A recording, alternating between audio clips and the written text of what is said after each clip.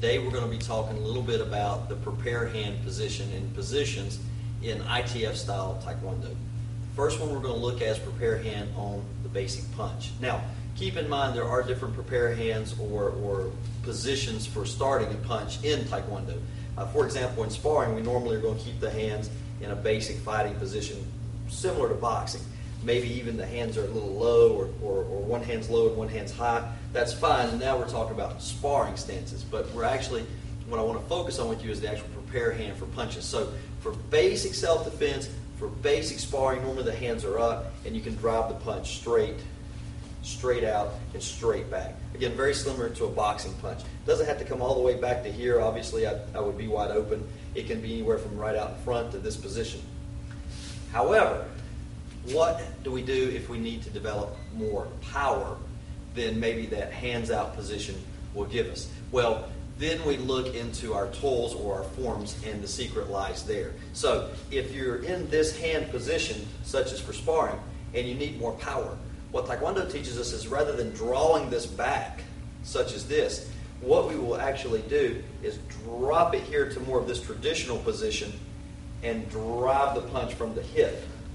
So it would be here, we need more power. It comes in a small circle this way.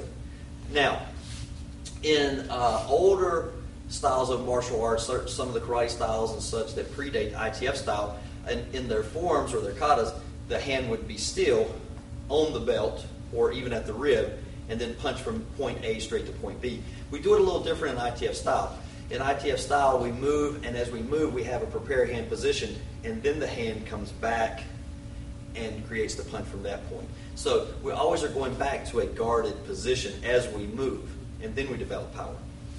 Again, the idea there is that if I have my hands up and I need more power, I can drop them as we're talking about and drop the power. So how does that work in a form? Well, let's look at Chun-Ji, very first form. As I move forward, the hands come up to protect, and then they come back, like so.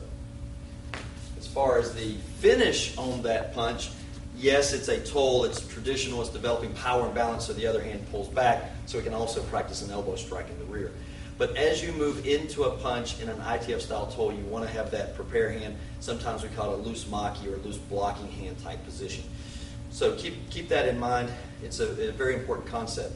Now, let's also look at the prepare hand position if we were going into spear thrust. So if I were doing that, such as maybe in Dosan toll, as I move forward, my hands are here. I can see into the palm. They're not turned backwards. They're not turned out. I can see this way, and then I can develop the spear hand from that position. So again, that is the prepare hand there. Just like this, basically in this position, I can see in my palms, not way back, not way out, very neutral, very balanced, and I can move forward. How about for, let's say, an inverted knife hand or an inside knife hand, such as in Wan-Yo? So first we had started off in a square blocking or double forearm blocking where the hands come up and cross. Now as I move into the prepared hand for this chop, it's here. Many people make this prepared hand with the fist leaning forward or fist leaning in or cocked in.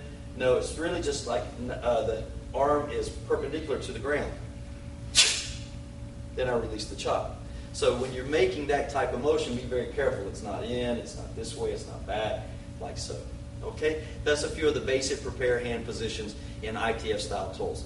Hopefully this will help make your toll a little better, a little more balanced, even to a degree more artistic, and at the end develop much more power for you. Thank you.